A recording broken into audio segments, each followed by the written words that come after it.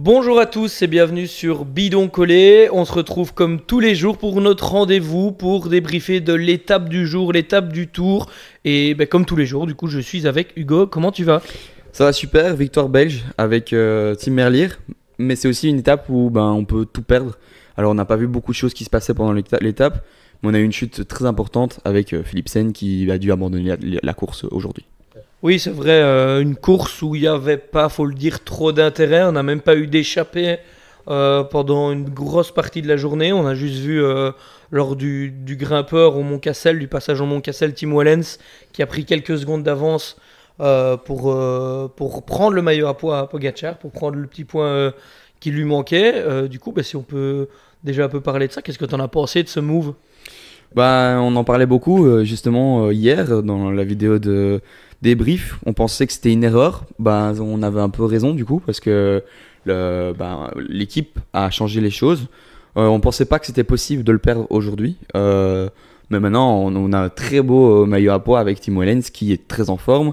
Et je pense que ça fait plaisir à l'un et ça fait plaisir à l'autre de le perdre parce que, comme on l'a dit, le protocole, et même si ça devait durer avec le chrono, ce serait pas une belle chose à voir. L'équipement du Tour de France et pas l'équipement qu'on a travaillé toute l'année avec la soufflerie. Donc, bien pensé du côté de chez UAE. Mais on a aussi, du coup, un changement de maillot, du maillot vert. Oui, hein, comme tu l'as dit lors de l'intro, Philipsen qui tombe malheureusement. Le rêve était trop beau pour Alpecin, on en parlait hier. Il n'aurait pas pu faire un meilleur début de Tour de France. Et malheureusement, on se rend compte que pour n'importe quel coureur, tout peut s'arrêter à tout moment, que ce soit les plus grands champions, que ce soit Pogacar, que ce soit n'importe qui. Donc c'est dommage, c'est un peu le jeu, c'est un peu pas de chance. Après, on a vu aussi beaucoup de chutes dans le final. Et je pense que c'est dû à une étape qui a été courue tellement, j'ai envie de dire, tranquillement, 41,5 de moyenne. Pour le commun des mortels, c'est beaucoup, mais pour une étape toute plate, certes, c'est dur pour les équipiers qui roulent à l'avant, mais je pense qu'il y a beaucoup de coureurs qui ont fait de la patinette dans les roues. Donc, quand il y a eu ces quelques moments importants qui sont ce sprint maillot vert et cette arrivée, uniquement entre guillemets ces moments-là, les coureurs ont eu beaucoup d'adrénaline, beaucoup d'énergie à ce moment-là. Et je pense que ça a joué dans le fait d'avoir beaucoup de chutes. En dehors du parcours, on en reparlera pour l'arrivée. C'est vrai que c'est quand même une belle hécatombe pour le maillot vert. Il semblait bien parti. Là, c'est Girmay du coup qui récupère un peu les rênes. Et ça soulève du coup une autre question qu'on se posait déjà hier. Est-ce que Van Der Poel du coup va essayer de jouer ce maillot vert? C'est sûr. Maintenant, ce qui est bizarre, c'est qu'on a vu Kenning Groves qui sprintait aujourd'hui. D'ailleurs, une remontée spectaculaire de Mathieu Van Der Poel avec Kenning Groves. Je pense qu'il n'était même pas dans le premier groupe et ils arrivent à revenir et à le lancer. Il fait encore top 10 à la fin. Je pense même quasiment 6ème, je pense. Quelque chose comme ça. Ça montre que la tactique n'est pas spécialement autour de Mathieu Van Der Poel. Maintenant, dans ce maillot vert, c'est Jonathan Milan déjà qui le porte maintenant, qui est le premier au j'ai dit classement. Girmay, mais oui, c'est Milan qui le récupère. Mais Girmay est toujours dans la course, place. c'est deuxième. Tim Merlier, avec sa victoire, reprend énormément de points. C'est beaucoup plus serré que ces deux premières étapes pour ce maillot vert. Mais j'ai un peu l'impression que ces sprinters, comme tu le dis, il n'y a pas eu beaucoup d'efforts aujourd'hui, donc c'était pour eux. Mais à chaque fois qu'ils vont devoir se battre entre eux, il n'y a pas beaucoup d'occasions pour eux d'avoir une victoire ou d'avoir des points pour le maillot vert. Donc, dès qu'ils peuvent se battre un peu pour ça, ça amène énormément d'adrénaline, énormément de risques parce qu'on est prêt à tout perdre pour quelques points du maillot vert. On parlait que c'était important de faire le sprint intermédiaire pour les sprinteurs, même si le maillot vert est peut-être un peu loin dans l'objectif. C'est pas l'objectif principal parce que ça débloque, c'est quelque chose qui remet un peu la concentration dans l'étape. Ici, on a vu que c'était pas forcément le cas parce qu'on peut tout perdre avec ce sprint. Oui, c'est sûr, cette chute de Philipsen qui arrive un peu bêtement, je pense personnellement que c'est un peu la faute à pas de chance. Il se fait un peu faucher, j'ai envie de dire, par Coquard qui avait été lui un peu avant touché un coureur de chez Wanty. Mais je pense vraiment pas que c'est de sa faute, il est un peu déséquilibré, je sais pas trop ce qui se passe. On connaît Brian Coquard, je pense qu'on sait bien que c'était pas du tout intentionnel. Et puis il s'est senti pas très bien pendant toute l'étape à ce niveau-là. On a vu une interview assez émouvante de lui à l'arrivée, presque en larmes, de se soucier de Philipsen et d'avoir fait une erreur. Il faut savoir quand même que dans un sprint, Un sprinter, on contrôle pas tout, ça peut arriver à tout le monde d'être déséquilibré. Il y avait peut-être quelque chose sur la route, il a peut-être touché d'abord un peu à droite, puis il s'est écarté. Et voilà, je pense que c'est la faute à pas de chance, mais il n'y avait pas de comportement dangereux au premier abord qu'il l'a fait. Et voilà, je trouve ça dommage, d'autant plus qu'il se prend une belle chute dans le final. On y reviendra parce qu'il y a eu pas mal de chutes. Mais voilà, donc je pense que le gaillard s'en veut un peu. Il dormira peut-être pas très bien cette nuit, malheureusement. Mais voilà, malheureusement, faute à personne. J'espère qu'il y aura vraiment. On va l'aider mentalement parce que, comme on l'a vu à l'interview, c'est difficile pour un sprinter de refaire un sprint dans les prochains jours en ayant cette mentalité-là et ce mindset-là. Je reviens quand même sur Mathieu Van Der Poel. Toi, tu penses qu'il va faire le maillot vert? Je pense que c'est possible. Après avoir les prochains sprints, maintenant c'est vrai qu'on a une fin de semaine très difficile. Donc Groves n'aura pas trop d'occasion de marquer des points, même s'il a l'air quand même de marcher fort. Donc là, il a 27 points au classement du maillot vert. Il vient seulement de rentrer dans ce top 10. Donc tu vois Groves le faire? 50. Non, justement, je pense que Mathieu va le faire. Même si Groves est rentré dedans, si Groves aurait eu, je sais pas moi, quelques unités de moins que Mathieu, pourquoi pas, mais je pense que si un des deux le fait, c'est Mathieu. Et je suis même pas sûr que Mathieu va le faire et que ça va l'intéresser. Moi, je suis pas si certain que toi. Je pense que Groves est un coureur qui grimpe plutôt bien pour sa carrure, pour son sprint, pour ses qualités. Et ça ne m'étonnerait pas de le voir rentrer tout doucement dans ce classement et au fur et à mesure, pourquoi pas essayer de... Il n'y a pas tant de retard que ça, on est encore qu'au début du tour. Bon, c'est sûr qu'il y a déjà 50 points d'écart, c'est quand même pas rien. Mais quand on voit les qualités du coureur, je pense qu'il grimpe mieux qu'un Jonathan Milan, par exemple. Donc, il grimpe peut-être pas mieux qu'un Girmay, ça c'est sûr. Mais il pourrait être, en tout cas, lui donner du fil à retordre. Et il a la meilleure arme avec lui, qui s'appelle Mathieu Van Der Poel. Donc, on avait quand même basé cette équipe tout autour de Philipsen. Enfin, quasiment. Philipsen et Van Der Poel. Ouais. Oui, Van Der Poel, mais je pense que Van Der Poel, c'est plutôt des moments précis, dans des étapes précises. Tandis que Philipsen, c'était tout pour lui, tout pour le maillot vert. Donc, au final, l'équipe, elle est là. L'objectif est là. Je vois pas ce qui change si on change juste le leader, quoi, on va dire. Ouais, ils ont eu le bagou et la chance, enfin, entre guillemets. On va pas parler de chance parce qu'ils ont perdu leur premier leader, mais d'avoir quand même mis Groves, un deuxième sprinter, qui d'habitude ne faisait pas le Tour de France, c'est son premier Tour de France. Donc, non, c'est super bien pour lui qu'il l'ait fait. Et qu'il puisse avoir sa chance sur les prochains sprints. Ça me ferait vraiment plaisir qu'il en gagne une. Ça serait incroyable avec le plateau qu'il y a, mais il est fort.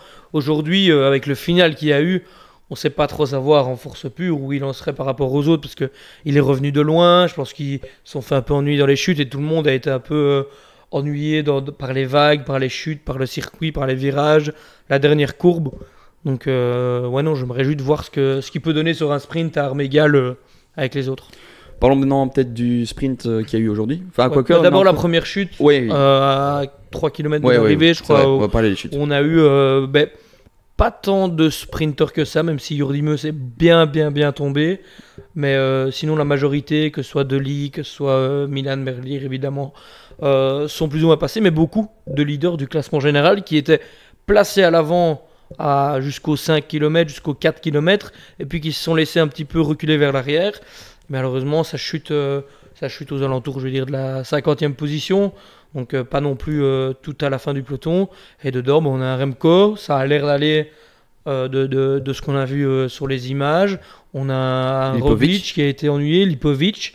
Beaucoup de gars qu'on a vu là à l'arrière ennuyés. On a vu tous les coureurs mettre pied à terre et perdre du temps. Évidemment, tout le monde est reclassé dans le même temps, surtout qu'il y a eu aussi d'autres chutes après.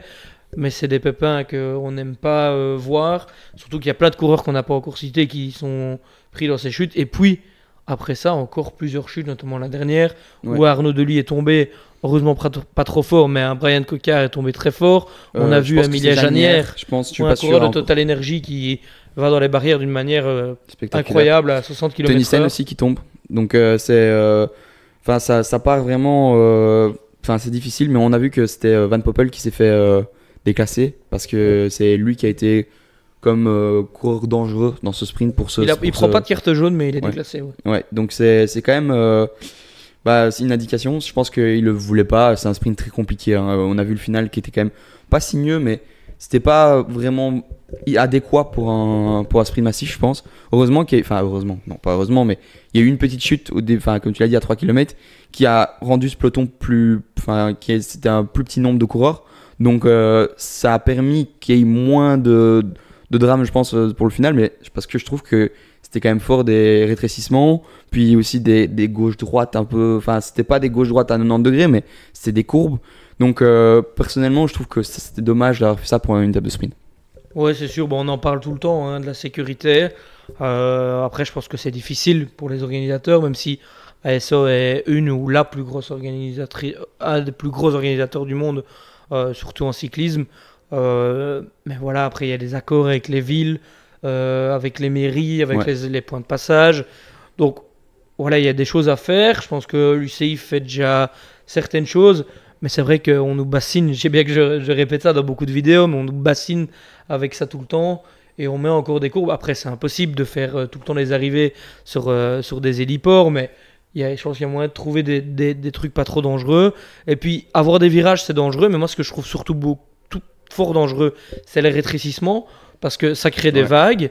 Et il faut savoir qu'une vague, il n'y a pas spécialement une chute à la première vague, mais il y a une vague dans un sens, dans l'autre, et tout est parti de quelques centaines de mètres avant, et les coureurs vont tellement vite que si le coureur, après ça c'est de la science, c'est des mathématiques, mais si le premier se décale d'un centimètre, le deuxième de 2, le troisième de 3, etc., à la fin il y en a un qui va dans les barrières, dans le fossé, dans le trottoir, donc ça crée des chutes, et il va avoir un problème là-dessus. Après l'avantage, ce qui est bien sur ce tour, c'est qu'on a la règle des 5 km. Ouais. Donc, ce qui permet que les leaders se relèvent un peu plus tôt. On a vu un Remco Evenepoel avant qu'il chute très très à l'avant avec un Mattia Cattaneo qui a fait 3-4 km à l'avant, même jusqu'à 4 km de l'arrivée, avant de se relever pour rester en queue de peloton. Donc, voilà, c'est une règle un peu positive dans ce sens-là, mais il y a d'autres trucs à faire, surtout sur les arrivées massives. Est-ce que tu es inquiet pour un des coureurs qui est tombé aux 3 km pour le général? Jordi Meus, quand on a vu... mais pour le général, je parle. Ah, pour le général, une chute, c'est jamais bon. Surtout, j'ai envie de dire que même si c'est celui qui est peut-être le moins touché, sans connaître évidemment les conclusions médicales de la chute, c'est peut-être Remco, parce qu'il avait l'air d'avoir rien, mais psychologiquement, perdu du temps le premier jour, ça se passe pas trop bien. Heureusement, l'équipe a gagné aujourd'hui. Je pense que psychologiquement, ça va faire du bien à tout le monde. Mais voilà, c'est pas bon. Je pense qu'il les enchaîne un petit peu en ce début de tour de malchance, parce que je pense que la force, il l'a. Je pense que s'il perd du temps le premier jour, c'est bêtement une erreur, une grosse erreur de placement. Là, c'est une erreur. Encore une fois, c'est un peu la faute à pas de chance. Pris dans une chute, on sait pas faire grand-chose. Voilà. Et puis, l'équipe Bora. Ouais, c'est sûr que les deux de chez Bora, on va un peu avoir, surtout Jordi Meus, parce qu'il a l'air d'avoir vraiment bien chuté. Filipovic et Roglic. Mais Lipovic avait l'air de quand même, et Roglic avait l'air d'être plus, c'était moins grave, on va dire. Est-ce que cette victoire de Tim Merlier aujourd'hui, elle a pas un goût amer un peu, dans le sens où ça répond à la question de qui est le plus rapide, enfin entre guillemets, parce qu'il a quand même fort esselé très vite Tim Merlier. Il arrive à remonter un peu tout seul, et malgré ça il fait un sprint monstrueux et il bat Jonathan Milan qui est lancé. Pour moi, tu peux pas être lancé mais de la meilleure manière qu'il a été ici. Donc est-ce qu'on n'a pas perdu donc cette première étape, et c'est pas un peu une déception pour lui? Comment ça, perdre cette première étape? La première étape avec le maillot jaune, etc., il l'a pas eu. Est-ce que on ne repense pas à ça en gagnant cette étape-ci, en se disant putain merde, j'aurais pu avoir le maillot jaune le premier jour, j'étais le plus rapide, c'est quand même dommage? Non, je crois pas. Non, je crois pas du tout, parce que je pense que tu y penses beaucoup le jour même, et puis tu t'en veux, surtout que tu en as sûrement rêvé la nuit avant. Mais là, je pense que l'équipe est super heureuse. Une victoire sur un grand tour, même quand on a déjà gagné, c'est quelque chose d'incroyable. Même des coureurs, je pense que même Pogacar, quand il gagne une victoire, il est heureux. Et c'est même si on peut penser que c'est un peu lassant, je pense que c'est jamais lassant, ni avoir de regrets en ayant une victoire. Pas de regret, mais de repenser quand même à cette première étape où... je pense que c'est oublié. Ouais. Le deuil est fait grâce justement à cette victoire-là. Ils ont sauvé déjà un peu les meubles. Troisième étape, ils ont une victoire d'étape. Là, on va pouvoir souffler, se reconcentrer avec Remco. Et Tim sera en confiance sur les prochaines arrivées. Il venait là pour des victoires d'étape, il en a déjà une. Donc, objectif, je ne vais pas dire 100% rempli, mais c'est positif. Je pense que même pour une des plus grosses équipes du monde, repartir avec une victoire sur le tour ou sûrement plusieurs. On verra sur le chrono. Mais si Remco est bien, je ne vais pas dire qu'ils sont assurés parce qu'on n'est jamais assuré de rien et dans le cyclisme. Mais ils ont quand même beaucoup de chance, que ce soit avec Remco ou Team, d'aller encore chercher minimum une deuxième, voire sûrement une troisième. Donc, Bah, je non, pense que ils rentrent bien dans leur, Oui. ils re-rentrent un peu mieux dans leur tour malgré la d'office, chute. si on gagne une étape à la troisième étape, c'est qu'on a déjà super bien lancé son tour, on est bien dedans. Là où je m'inquiète un peu aussi, c'est plutôt chez Lidl Trek. Là, on est troisième étape. Il y a beaucoup moins de chances d'avoir d'un sprint dans les prochains jours. Enfin, il y en aura encore, mais les chances sont quand même en train de diminuer. Et on voit, je trouve, Jonathan Milan qui est quand même très nerveux. Il est là, il bouge beaucoup dans les sprints. Il a l'air de vraiment sentir comme si c'est maintenant ou jamais quand on le voit rouler, je trouve. Ouais, bon, on en a parlé un peu déjà hier. C'est vrai que Lidl Trek doit un peu, je vais pas dire se ressaisir, hein. Ils font deuxième aujourd'hui, c'est génial, mais avec l'équipe qu'ils ont, surtout que je pense que c'est vrai que je pense qu'on mettait même un peu trop, moins que certains jeunes, mais un peu beaucoup, en tout cas nous, d'espérance sur Thibaut Neis. Il a chuté, puis c'est son premier tour, donc je pense qu'on va le laisser grandir tranquillement. Je pense qu'on le verra sur ce tour s'il a récupéré de sa chute et qu'il est mieux. Mais pour une victoire d'étape, je pense que ce sera peut-être un peu compliqué finalement. Et puis après, on ne sait pas trop où on est Skelmose non plus, qu'on n'a pas trop vu hier, une étape où on aurait pu le voir. Et puis voilà, Milan doit un peu, je ne vais pas dire sauver les meubles, mais il n'y a pas encore le feu au lac, hein, on est tôt. Mais voilà, il y a eu 2 occasions de victoire, 2 occasions ratées. Sachant qu'il y a peu de sprint normalement, enfin de pur sprint assuré sur ce Tour de France. On aura des Champs-Élysées, on ne sait pas du tout comment ça va se passer avec ce triple passage de Montmartre. Donc voilà, c'est plein de petites choses qui font que les sprinteurs, comme chaque année, mais d'autant plus cette année, doivent saisir leur chance. Et c'est peut-être pour ça qu'il y a, même si on avance dans le Tour, qu'il y a toujours beaucoup de tension avec ces équipes de sprinteurs. Il y a des chutes, ça frotte, il y a de la tension, du stress, de la pression médiatique et de l'équipe. Ouais, non, c'est sûr. Et puis, il y a des coureurs qui ont moins d'équipiers parce que ici, Lidl Trek, ils ont vraiment tout misé sur Jonathan Milan. Ça rajoute aussi une pression par rapport à d'autres équipes qui misent un peu plus sur plusieurs tableaux. On peut parler par exemple de Bauhaus qui fait 3e aujourd'hui il a été lancé, oui, il a eu quand même un équipier avec lui, etc. Mais dans le final, il se retrouve quand même encore une fois tout seul. Merlier, c'était un peu le placement tout seul aussi. Derrière, on a Warren Scholl qui est vraiment aussi, qui doit se débrouiller seul. Est-ce qu'au final, on a vraiment besoin d'un train pour vraiment performer sur le Tour de France? J'ai envie de dire oui, on a quand même vu les 2 premiers qui avaient un super train. Je pense que ça dépend aussi des coureurs, beaucoup. Il y a des sprinteurs qui ont besoin, qui aiment bien avoir un train, qui aiment bien se sentir leader, être propulsé. Puis c'est vrai que c'est jouissif de voir une équipe si ça se déroule bien, surtout qu'en général on fait des tests à l'entraînement. Dès les stages en décembre à Calpet, on fait des tests de sprint avec des échelons jusqu'au poisson pilote et au leader, au sprinter. Donc non, c'est évidemment l'objectif d'avoir un train. Chaque équipe à un train ou à différents trains. Mais voilà, après, les équipes qui sont là avec seulement 1 ou 2 sprinteurs, il y a des gars qui suffisent de un poisson pilote ou d'un gars pour les placer.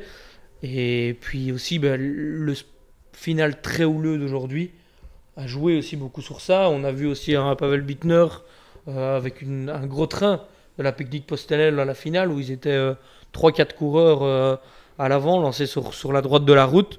Ils ont aussi cherché une placette, donc voilà, aussi un Amaury Capio qui s'est débrouillé presque tout seul. Est-ce que tu t'y attendais que ce soit Bittner qui sprint et pas Tobias Lund Andersen? Je pense que là, ils font un peu aux jambes. Je pense que s'il était mieux, il a sprinté. Il vient quand même chercher une 5e place sur une étape du Tour. Donc voilà, puis on sait que le vent peut quand même vite tourner dans les sprinteurs, même si on a l'impression qu'il y en a quand même 2 qui dominent. Évidemment, en l'absence de Philipsen, on va dire plus que 2. Mais voilà, en fonction de l'étape, en fonction du final, je pense qu'il faut y croire. Et je pense que c'est pour ça que les équipes font des trains. Et le train Picknick Postel à ce moment-là, à la fin de l'étape, était assez impressionnant. Je Ouais, veux ouais, dire, je d'être pense là, autant de coureurs Ouais, je pense dans que c'est les, le dans les deuxième meilleur 500-600 coureur. derniers mètres. C'est le coureur, le deuxième coureur le mieux lancé, je trouve. Dans la manière de l'équipe, comment elle est arrivée, comment ils se sont imposés. Je trouve qu'il n'y avait rien à envier à d'autres équipes comme par exemple Soudal Quick-Step. Ouais, c'est sûr. Et puis, bah, ouais, ils ont rien à envier. Et surtout, ils le font avec, je vais pas dire le culot, mais toutes les équipes roulent en croyant en leurs coureurs, j'ai Ouais. l'impression. Et c'est ça qui est beau. Et c'est ça que on en avait parlé il y a quelques temps, au début où l'équipe Uno X, l'année passée, je pense, avant qu'elle fasse son premier Tour de France, on avait dit que sur les courses, on voyait qu'ils roulaient en patron. On voit je vois pas une seule équipe qui ne roule pas. En patron. Je vais pas dire en patron, mais qui ne roule pas en groupé, qui ne roule pas pour son leader placé, que ce soit même Total Energy. On voit beaucoup de coureurs placés à l'avant. Là, ils étaient là avec Janière, Turgis, etc. Turgis qui est encore dans le classement du maillot vert d'ailleurs. Donc non, c'est bien de voir toutes les équipes croire en leur chance. Et ça met du stress, du piquant dans les finales. Et malheureusement aussi plus de risques de chute, parce que ça veut dire plus de coureurs. Et donc voilà. Passons peut-être à demain. Ouais, l'étape de demain qui arrive à Rouen. Une étape difficile, 1800 mètres de dénivelé, mais vraiment concentrée dans les 50 derniers kilomètres. On aura 120, 125 kilomètres plus ou moins plats. Et puis, on aura 5 bosses. Une première bosse de 3 km 400, la côte Jacques Anquetil. Et puis 4-5 bosses entre 1 km, 1 km et demi, 2 km. Assez dur, un petit peu semblable aux bosses qu'on a eues lors de la deuxième étape, sauf qu'il y en aura plus. Et la dernière, le sommet de la dernière est à 4 km et demi de l'arrivée. Donc ça va d'autant plus jouer. Et je pense qu'on peut avoir un scénario sensible à ce qu'on a eu lors de la deuxième étape, ou alors totalement différent. Est-ce que tu penses, avant de commencer avec le favori, etc., que déjà une échappée peut aller partir avec un certain nombre de coureurs, des coureurs de qualité, et aller très loin sur cette étape? On est encore tôt dans le tour. Même si c'est vrai que quand on regarde l'étape, on peut se dire que c'est une étape qui peut bien correspondre aux baroudeurs. Mais je pense qu'ils ont les crocs. Je pense que même Pogacar, je pense qu'il voudrait gagner. Je parlerai de mon favori après. Mais honnêtement, je pense qu'on est trop tôt dans le tour. Et je pense que ça va se jouer entre les favoris. Il y a déjà quand même des coureurs qui ont perdu beaucoup de temps. Il y a des coureurs à plus de 15 minutes. Il y a des coureurs qui ont des qualités de grimpeurs, punchers, qui sont déjà très loin. Donc moi, ça ne m'étonnerait pas de voir déjà, on va dire, une bonne échappée et que ça bataille un peu plus pour l'échappée que les derniers jours. Et en plus, que ça aille loin. Maintenant, que ça aille au bout, je pense pas. Je pense qu'on va... Derrière, tout le monde a envie de prendre du temps. Tout le monde a envie d'être dans le coup. Ça va être encore très stressant dans le peloton. Donc je pense que UAE, Visma, ça va encore rouler très tôt. Mais on va avoir des bons coureurs devant. Et ce sera plus difficile d'aller les chercher que les derniers jours. Maintenant, personnellement, si je devais choisir un favori, je pense que je vais aller miser sur Matteo Jorgensen. Pourquoi ? Parce que j'ai vu sur l'étape d'hier qu'on a eu des moments de course où ça se regarde un tout petit peu. Et on a vu que l'équipe de Visma était attaquante. Et ça ne m'étonnerait pas qu'ici ce sera encore le cas. Et quand Vauquelin et Jorgensen étaient ensemble et que Jorgensen n'a pas relayé tout de suite, je pense que c'était une erreur. Qu'ils en ont reparlé un peu à froid à l'hôtel ou dans le débrief. Et je pense que c'était une erreur et que si, on va faire tout pour pouvoir être dans la même situation et lui permettre d'aller chercher une étape et peut-être le maillot jaune. Ouais, c'est vrai que c'est intéressant. C'est vrai que, comme tu l'as dit, on a vu beaucoup de coureurs, surtout de la Visma, comme tu l'as dit, mais essayer, tenter d'attaquer. Et du coup, moi, je vais choisir aussi un attaquant, un gars qui a tenté, qui était très fort, c'est Vauquelin. Tu l'as cité. Je pense qu'il rêve quand même dans sa tête du maillot jaune, peut-être pour le chrono, mais reprendre déjà peut-être 10 secondes de bonif, pourquoi pas. On rappelle qu'au général, il est seulement à 10 secondes. Donc, je pense qu'il y pense, ça peut être intéressant. Et puis, comme il était fort dans les bosses, quand c'est raid, ça lui convient très très bien. Dans la troisième bosse, il fait une attaque extraordinaire d'explosivité. Puis il n'a pas arrêté d'attaquer. Je pense qu'il va faire pareil, demain. Et puis, il le mériterait clairement. Quand même se méfier aussi d'un Grégoire qui était impressionnant dans les bosses. Mais je pense aussi, que... pourquoi pas. Ouais, mais je pense que la différence, comme la deuxième étape, en fait, je pense que la différence va pas se faire spécialement dans la bosse, parce que ça va rendre la course très difficile, mais je pense que ça peut être groupé au-dessus et que ça reparte en deux bosses, par exemple, ou dans Ouais, la dernière quand tout le monde descente. est à bloc, quelqu'un qui part. Mais est-ce que tu penses que Mathieu Van Der Poel sera encore là pour l'arrivée? Je pense qu'il paraissait fort. Je sais pas s'il gagnera, mais ça lui convient très bien. Et je pense que beaucoup de gens vont encore le mettre comme favori. Et c'est super légitime parce que ça lui correspond à merveille sur ce genre d'étape, comme beaucoup d'étapes d'ailleurs. Mais comment ne pas mettre Van Der Poel et Pogacar comme favoris? Voilà, notre but c'est d'un petit peu aussi penser que d'autres vont gagner et donner quelque chose un peu plus Piquant. croustillant que donner tout le temps les mêmes noms. Bah oui, ça leur correspond super bien. Ouais, mais moi je pense que ça sera pas le même scénario que la deuxième étape. Je pense que on va voir un Mathieu Van Der Poel qui va régler le peloton, oui, mais qui ne va pas être là pour la victoire. Je pense qu'il y aura un ou deux coureurs qui vont pouvoir s'échapper de ce groupe et qui cela permettra de gagner l'étape. Je pense pas qu'il y aura un changement de maillot jaune non plus parce que ça commence à devenir. Enfin, les écarts sont quand même d'un certain coureur plus de 30 secondes. Mais ça m'étonnerait pas du tout de voir un coureur, comme tu l'as dit, Vauquelin, pas Romain Grégoire, Alaphilippe, Hirschi. C'est des coureurs qui peuvent attaquer, qui peuvent anticiper. Et sur allez, 10 secondes de moment où on hésite, bah, on va se retrouver piégé. Et bah, pourquoi pas, ça favorise les attaques, quoi. Ouais. Ouais, c'est sûr. Et puis, mais en fait, il y a plein de scénarios possibles sur une étape comme ça, parce que c'est pas des cols, c'est même pas des côtes très longues, c'est très raide. On sait bien comment ça va se passer. On sait bien que UAE, Visma, toutes les grosses équipes au pied des premières bosses vont rouler à fond pour du placement.